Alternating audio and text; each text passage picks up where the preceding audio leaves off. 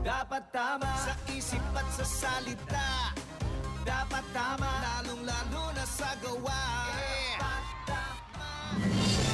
Padayon karon ang pagpangandam sa Cebu citizens' involvement for maturation in people's empowerment and liberation kung si Simpel isip Comelec arm aron mapabilin ang kaligdong o ang kasagrado sa piniliay karong Mayo 9. Mga seminarista sa Seminaryo Mayor de San Carlos miabag sa pagpahig sa gamitonon alang sa eleksyon.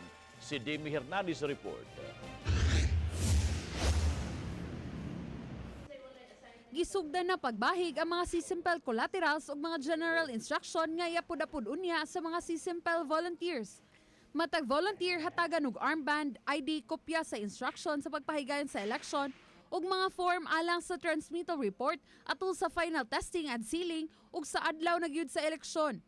So pares doon na sila kanang listings, no, na mga names, kinsay poll watcher, kinsay naa sa voters assistance center.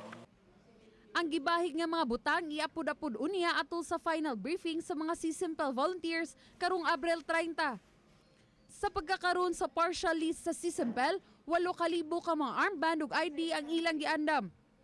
Apan gipaabot nga musaka pa ang giraghanon sa mga volunteers. Sa miaging pinili ay miabot sa 14 ngadto sa 16,000 ang mga volunteers.